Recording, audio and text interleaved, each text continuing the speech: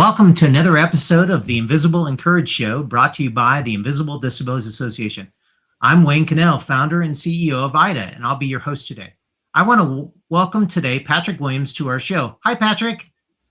Oh, welcome. Hello, Wayne. Yeah, so Patrick is the CEO and president of the PRK Williams Companies, comprised of PRK Williams Building Group, To the Rescue, Healthy Living Today, Healthy Spaces, and more. So, Patrick, my question is, how did growing up with a mother who had an invisible disability shape your worldview? It's always interesting to see how somebody's perspective develops in their life, and can't say for sure exactly how mine developed, but I was lucky enough to have two incredibly caring parents. And I remember many times my mother, who had an education degree with an emphasis on working with individuals with disabilities, would oftentimes work at these camps during the summer. And she'd say, come along. And I'd go to the camps with her, and there'd be a bunch of individuals working with a bunch of individuals with different disabilities. And it was just amazing to me how everybody there, whether it was people with disabilities or the people that were there to help, just all worked together to create a great environment of everybody moving forward with whatever happened to be important to them, helping others, developing certain skills. And just left the impression of me of saying, we're all here together, and we're all here to help each other. And then my mother had a magic to her with the way that she did things as well. Always with an incredibly positive attitude, smile, and lots of energy. And that just had a strong influence on myself.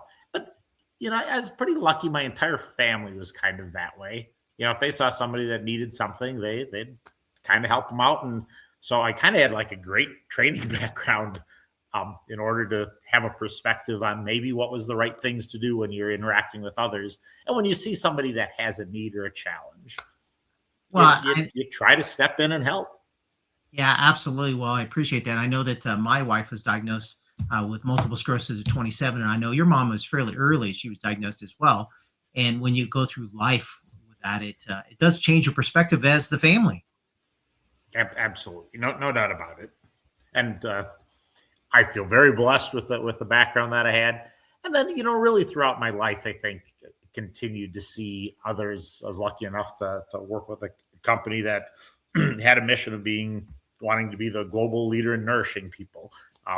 And the other influences, teachers that I've had in my life. So, I think generally saw a pretty positive aspect of people trying to help each other. Now, it doesn't mean you don't see plenty of other examples of maybe behaviors you shouldn't have.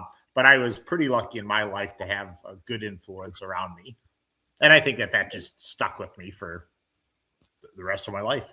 So what was that really tipping point that said, hey, as I'm getting into getting beyond, the schooling, the college, or whatever that is, when you get to the point where you're like, I want to start a company, right? I mean, not everybody wants to start a company, right? A lot of people don't do that, right? They'll go into a corporate type of job or those things. But what was that kind of tipping point that wanted you to kind of not only start a company, but really dedicated to what you grew up with? My story is, I was definitely in the corporate world, and loved my corporate world as well too, and I loved what I was doing. And then you have kids, right? And then you get a new perspective on the world of, hey, this isn't just about me. This is about other people as well too, as well as the other loved ones that come into your life. And as I was doing my corporate world, and then as it kind of expanded, instead of doing things locally, I ended up doing a lot of things internationally. And so I wasn't getting to be involved in the Big Brothers, Big Sisters, and the United Way, and Habitat for Humanity, and some of the other things that I tried to be involved in. So it really led to saying, maybe it's time to start an entity or an effort that I can kind of live through.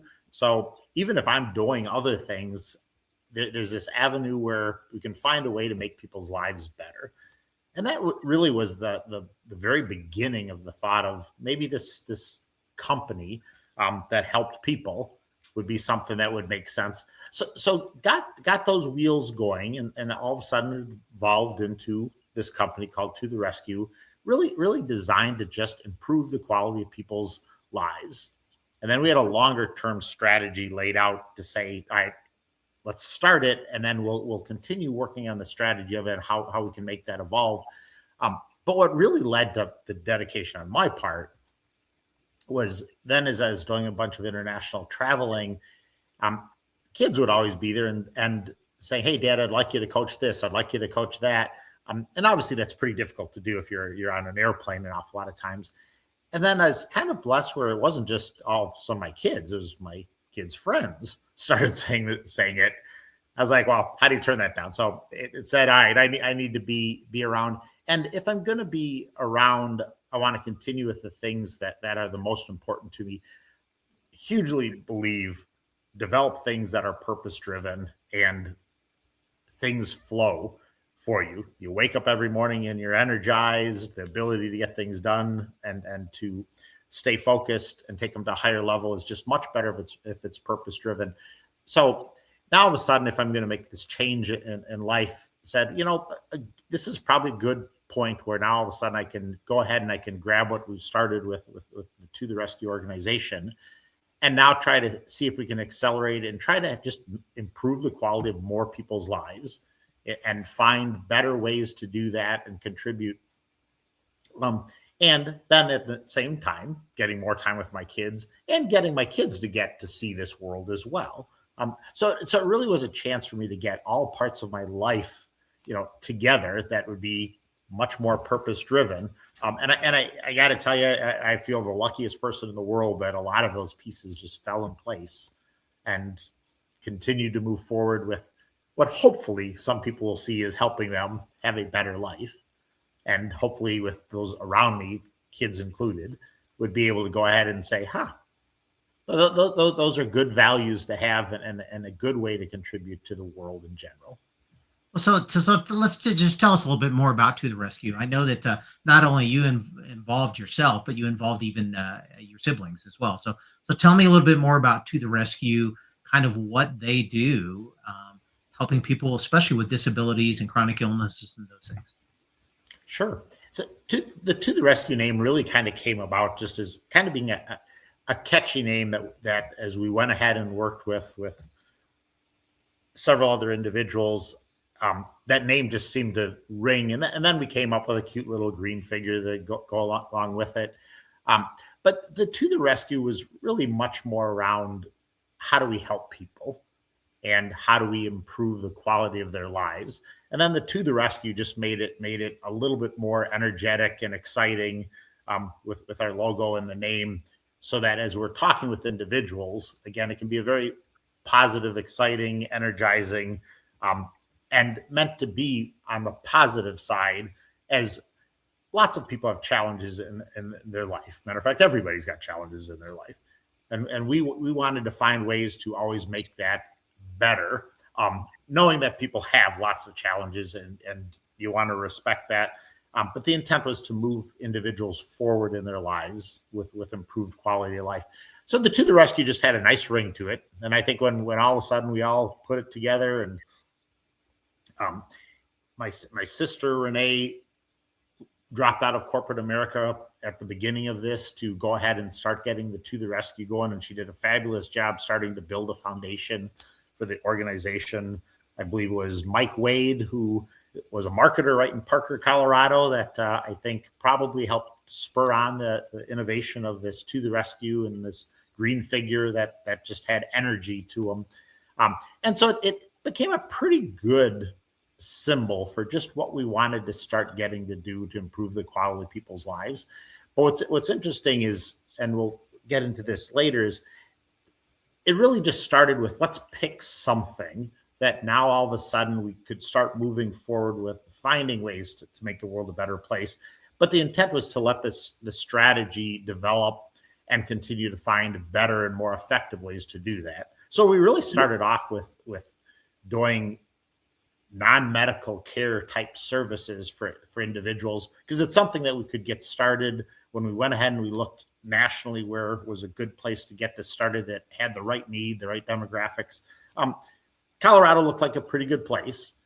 So we put our stake in the ground there and started our foundation there. and really worked great for us to learn about better ways to improve the quality of people's lives. And that's really was the foundation. At that point in time, I was actually still working with Cargill and didn't really have any intent of leaving Cargill, who was the employer that I had at the time. So really needed to make sure that it was building some type of foundation that could continue to grow and I could try to contribute to. So it wasn't until 3 years later when all of a sudden, again, the kids came in and said, hey, Dad, we want you here. We want you here every day. And again, how do you turn that down? So I found a way to make that happen. Well, I think about all the great things that To the Rescue is doing, like you said, everything from transportation to, helping people if they're doing home stuff, right? Helping with things that they needed done at their home. But what happened is that, there was a passion about construction. And I would be curious about how that all of a sudden became, well, what if we can help these people with disabilities even more so? And so what did that kind of that change into that world? And then as you kind of worked into that world, well, what made sense from a home building standpoint to make it so people could actually, who had chronic illnesses and those things, actually kind of thrive in these homes? Sure. It was an evolution as we started the To the Rescue journey. It originally was just with kind of immediate services of, all right, how do we help somebody now that was oftentimes aging and needed some type of non-medical care. But what we realized pretty quickly was there's a lot of care companies out there, and we're out there. And oftentimes the care piece was critical, but it was all the other things around their world that ended up impacting them as well. They had a leaking roof, or a problem with the toilet, or they would have maintenance issues, or they couldn't keep their property clean or sanitary, or oftentimes the logistics piece of, I can't get to the doctor, I can't get to a social networking. And so it became all the other aspects that ended up having a huge influence on the ability of providing care for somebody and having that care make a difference. So then we kind of incorporated then developing much more of this comprehensive life service model where we said, well, let's really look at people much more holistically. Instead of saying that we're going to just provide this one service, what is the solution for that person that really makes their life move forward the best that it can? And then we started to add some tools to our tool belt of being able to do some level of maintenance services, some type of transportation services, some types of cleaning services. And while that added diversity to what we're doing, so probably complicated the business model a bit. But when we started to see the outcomes of how that was influencing individuals and helping them move forward, all of a sudden started to realize that this was a worthy cause to do. And as we continued to service more and more people, and we started to now go from services to looking at, these individuals 24/7, 365, also realized that where they're living and how they're living in the premises, the property that they have, really almost started to become a little bit of the foundation of being able to help them. If somebody didn't have a stable environment, so a good place to go to sleep, to rest, to feel secure, to have a meal, to have whatever belongings or possessions or whatever they had safe and secure, it was really difficult sometimes to move their lives forward. And then in my world with Cargill, oftentimes would be building and expanding plants all the time with the chemical engineering background and engineering background. It was something that was well within my comfort zone. Sure. And so said, maybe instead of always just trying to modify or find small solutions, maybe we even take this to the bigger step. And what happens if we actually start creating the entire environment that somebody would be in? And that led us to now starting and building structures, homes, day programs that now all of a sudden individuals could go to, and they were designed specifically for them to help make their lives just easier, better, so that they could do what they needed to do. And we've even evolved that today into creating, universal design, healthy home spaces where today when individuals get into these environments, now it's really easy or much easier based on what somebody's challenges are to be able to navigate in the space that they're in, or for the support services to come and be able to provide the services much, larger hallways, easier turning spaces, easier access to counters, to refrigerators, to storage, lots of the mobility aspects associated with it. And then also incorporating a space that now was much more in tune to creating long-term health.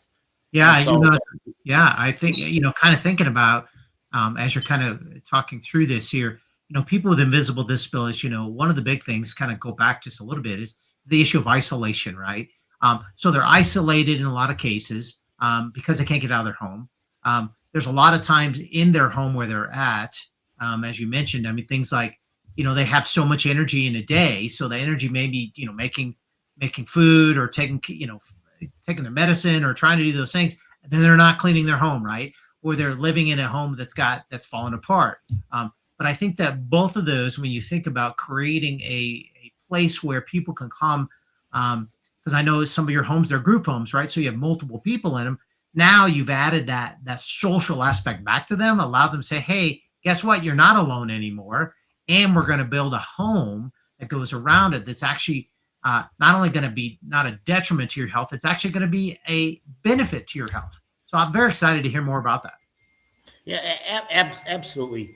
And as we've developed our whole business model of the PRK Williams Companies, a lot of it is also around designing things for high level of choice for individuals, because we do realize every individual may just do better in different environments. So let's create some environments and be cognizant of that. But we've really had great success in developing things like our residential home model, where now we've created these homes that multiple individuals live in. And then not only does that create the improved socialization side of it, it allows us to more effectively deliver efficient care and a higher level of care by going ahead and having multiple individuals within the same space. And then as well as just the simple support services, it's a lot easier to provide them the transportation, the networking, the shopping, all the other things people need in their lives, and be able to provide those. And then we incorporated the space and saying, let's go ahead and look at how do we now make this space also much more accommodating for the individuals. And so we started to look at saying, what are the things within that space that really affects individuals long term? And it really became pretty evident when you started, and when you're looking at studies today, there's always this studies that are out there that you are what you eat. What we're really finding today is people are every bit as much what they breathe is what they eat, especially over the course of a lifetime. You're breathing 365 days a year, 24 hours a day. So what we've done is we've worked on technology that now goes ahead and really cleans up the quality and the health of the space that somebody's in. So the air you breathe, the water you drink, the surfaces and the materials, the design of the space. And now we're bringing people into these environments, into these homes. And that's now just a space that now can help individuals with a wide range of potential health challenges that individuals have. And then the added benefit of ways that this is going to help their health way into the future by just continuing to have them in an environment that's healthier. It's my belief that as we do this, whether it's individuals with disabilities, or I truly believe with the general society, now all of a sudden, by bringing people with a greater amount of time into a healthy space, we can improve the health of all individuals and of society. And that's going to have a net very positive impact on the world in general, whether it's lower medical cost, people being more productive and more helpful. And certainly when you're looking at individuals with disabilities, it's my belief as we're developing the technology that we have today, that now even individuals with invisible disabilities that before would have had to shy away from being in a space, as we create these spaces to be healthy spaces, individuals with a lot of disabilities are now going to be able to go into those spaces just as you and I do, and have a level of protection that's there because of the way that we're treating the air and the water and the surfaces and the materials and the design of the space, that they're going to now have freedom that they've never had before. in order to be able to navigate and be in the world just as you or I are. The same thing applies even with our ability to do this within a car or within any type of transportation vehicle. The biggest challenge is outside, right? Outside is going to be a much bigger challenge. But when you get into an enclosed space, it's pretty amazing how healthy we can make a space today now with the technology that we have. Yeah, it's just amazing. Part of Invisible Disabilities is we've had our Cleaner Indoor Air campaign going on for probably close to 20 years out of our 30 years we've been around. And understanding that the chemicals that are in the inside air, as well as the things that people wear, perfumes, colognes, those fragrances, those type of things that actually impact people. And if you're chronically ill, a lot of times your body's like, either I fight the chemicals or I fight the illness, and it's a losing battle typically. And so, we're as we continue to grow out our healthy living ideas, ideas is Invisible Disabilities Education Awareness and Support. And I know we're looking at doing some great partnerships with you and even launching a series of podcasts on the healthy living ideas.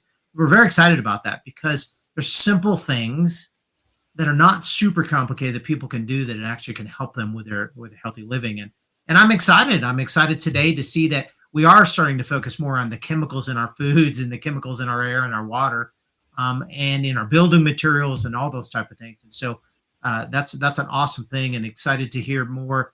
As you mentioned, it's not just for people with disabilities, although 57% of American adults have a chronic illness and 27% have a disability. So it's more normal than not normal. Yeah, absolutely.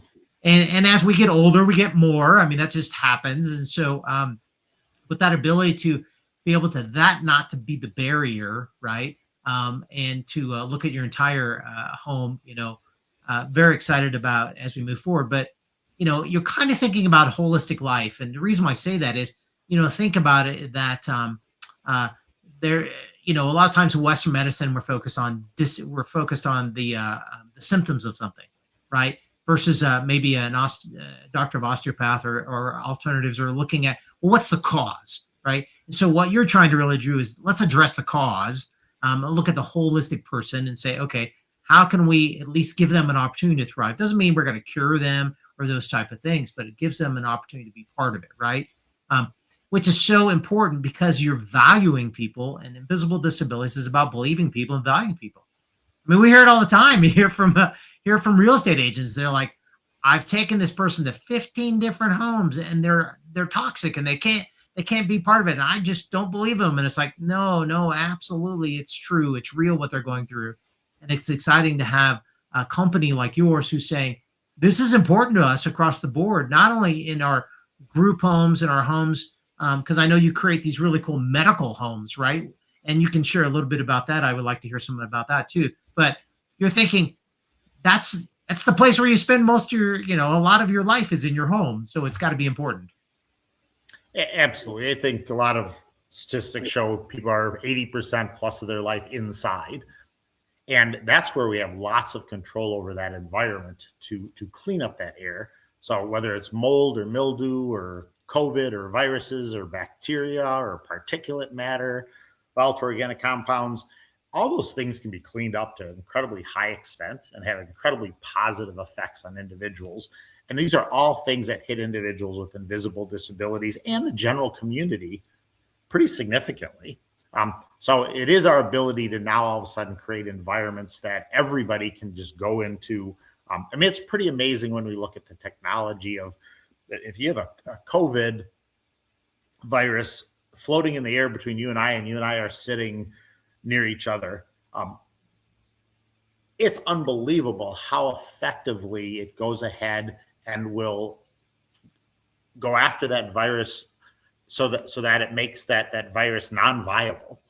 And all of a sudden now the fear of not having a mask on starts to dissipate. The ability to go in there and not have potential effect hit you just goes up significantly. So we're pretty excited. Volatile organic compounds, again, which hits a lot of people with invisible disabilities.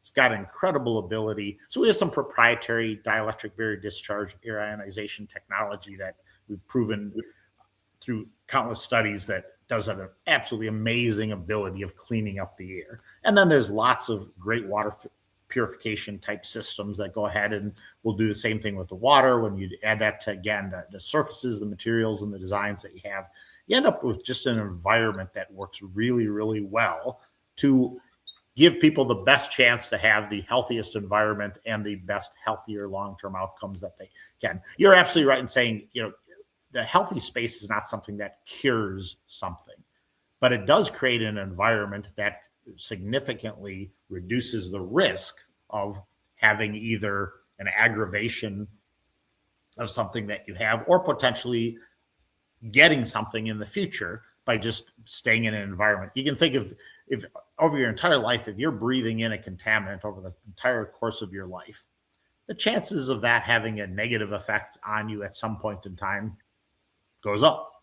Where if you're just breathing in clean, pure air over the course of your life, the chances of having some negative impacts from some of those contaminants goes down.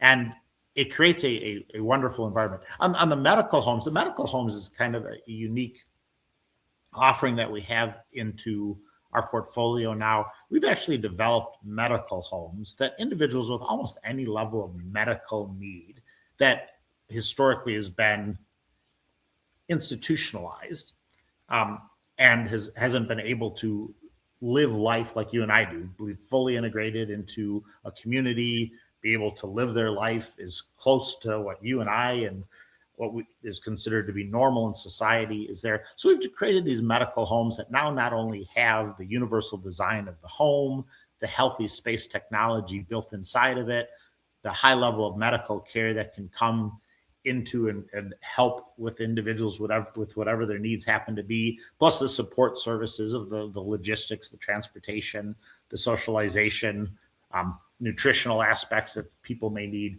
and incorporating all those into a package that we've been able to now deinstitutionalize a large number of individuals that have never again before been able to live integrated in their communities before. And it's been pretty exciting to see. It's my belief as we continue to expand our technology and our offering that eventually this should be an offer that should be there for everybody. And we can find a way to do that. So we have our medical homes today in Iowa that really anybody from the world could come to, and we could, have them come into the medical home and start to provide the services for them. And that may work for a lot of individuals that say that that's what they would like to do. But we also are building the model that we would be able to go ahead and do this anywhere else in the world as well. Interestingly enough, kind of a new tool that we're putting in, we're just putting in the finishing touches of what we call our PRK Williams Healthy Spaces Experience and Design Center.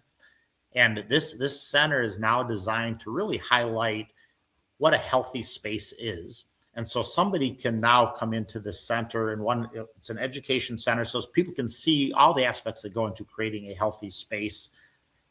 And there's also an area where somebody can go into, so it'd be just like a typical room like I'm sitting in today, or if you go into any office building, and you can go into that room, and then you can go into the healthy space. You can really experience what the difference is between how you feel and sense what a normal space is versus a healthy space is. And then we go ahead and have the ability with the technology to monitor all the aspects of that healthy space so somebody can now physically see what the differences are. But the intent is that with this experience center now, the intent is we're going to be bringing in lots of individuals that are also purpose-driven, that are dedicated to making the world a better place, improving the quality of people's lives. And as PRK Williams has developed, we've really gone from improving the quality of people's lives to improving the quality of people's lives, health, and wellness. And so we've expanded our portfolio. And this experience center now really drives that home and allows people to see, feel, and touch what we're talking about. So it allows them to start to understand what it would take to make it real in their world, whether that's in Cedar Rapids, Iowa, or anywhere necessarily in the world. And then we have the design center built into it as well. So we can actually work with individuals right there in creating what it is that they may want, or finding ways to make what they have even better. So our hope is that whatever somebody has an invisible disabilities anywhere in the world, right, would be able to now be able to work with them or other organizations or other individuals that are dedicated to trying to find a better solution. And we have a good tool to now do that on a much larger scale than what we've done when we were doing the individual units. So we're pretty excited about this experience center because of all the tools it brings to the table. And it'll be set up so that whether it's an individual that wants to be involved in spreading the word and help maybe disseminate some of the capabilities of what it takes to make a healthy space, or it's somebody that may truly benefit from it. You know, you take the cruise lines and you're constantly hearing that they're having one health issue after another. Well, the reality is, you know, even on a cruise ship, we can design that like this healthy space experience and design center, and it would take away a lot of the risks associated of what they have today experiencing. Same thing with a casino, same thing with a hospital, same thing with a daycare center, the same thing with the homes that we live in. Right. So very excited with the potential of what this could have on impacting and just making people be able to live as normal and effective life as possible.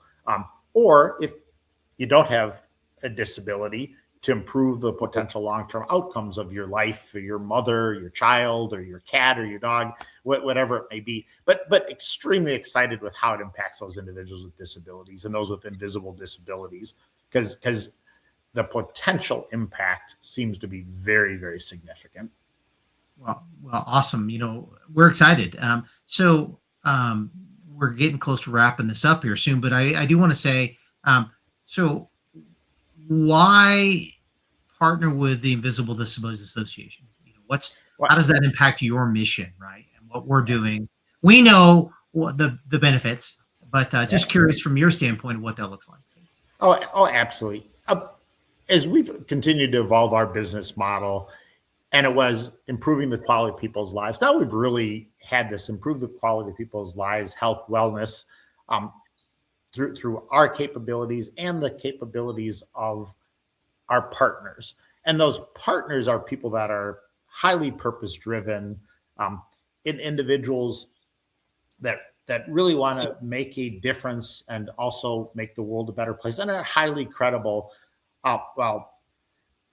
IDA is highly credible, highly purpose-driven, love the energy, love the innovation. It's got a lot of the characteristics of somebody that says, why in the world would I not want to partner with an organization that has a long-term track record of just making the world a better place? And love the innovation, whether it's the health ID cards, the awareness that's being developed, the topics that IDA brings for discussion. IDA has just been a very high energy, highly good purpose cause organization that I've been excited to see for years, you know, all the things that organization has done. And to me, it makes me very proud to be able to partner with other organizations that are as purpose-driven and want to see the world be a better place for everyone. And to me, that's part of the key. We get enough of us all together that really want to do the right thing for the right reasons, right? And all of a sudden, we're not all acting individually. So a big part of what we'll be doing within the PRK Williams Companies today is starting to reach out and find additional partners that all want to work together. This quest isn't something that says, hey, this is what, you know, I want to do. This is something much more about what we as society and the world can do to make the world a better place. And what you and your fellow colleagues have done at IDA, I think, is absolutely amazing, Wayne. You absolutely are making the world a better place. And I couldn't be prouder to be, you know, now talking with you on ways that we can work together to make the world a better place. Well, thank you so much. And, you know, it's exciting here in 2026 to celebrate 30 years, which is just amazing to me. Mm-hmm. You know, thinking about how young I was when I started the organization, but really seeing the change over time. And, you know, kind of our 6 pillars are encouraging, educating, connecting, which is a big part that we're talking about right here. But that also flows into listening, believing, and supporting, right? I mean, what you do is about, you got to listen, you got to believe what people are going through, and then you support them how you can with all these great technologies and just a compassion, right? People feel like they're left out. They feel like when you have a disability, people don't care about you. You're alone. You're disregarded. You're doing something wrong. There's all these negative things that come upon that, and we like to always say, let's believe people and validate what they're going through because it's real. It's not fake. Mm-hmm. Um, the things are making them sick, and we got to figure out ways to how do you take care of that. So two last questions, real quick here. So, what is your kind of your final life goal, right, for this community you serve? I mean, what is that kind of that ultimate vision? I know we've kind of talked about this in the past, even the past. If you're sitting on that rocking chair, what does that look like? Yep. Absolutely. I guess, I use that as just a picture in my mind to say, hey, Patrick, are you going the right direction? And you're not being misguided. But, when I'm 90 years old, if I'm lucky enough to make it to that point, I'm sitting on this little porch in this little cabin, and I look to the left and I see, my family and friends, and say, did I help make their life better? And what was I somebody that contributed in a positive way?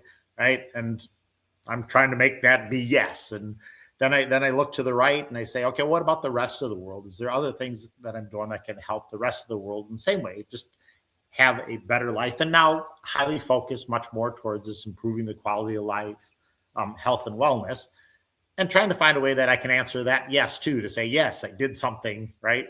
That moved the world in a better direction. If I can say yes to those two things as I'm sitting on that porch, I'm going to check the box and say, okay, I guess I see why maybe I'm here.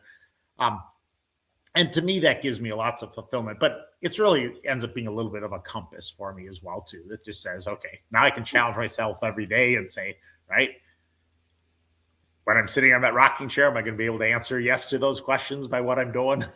And so that to me becomes helpful. Everybody may have their own vision or direction that they want, but for me to be able to visualize it in that sense, has helped me a little bit to stay going the direction that I hope it turns out to be a beneficial direction.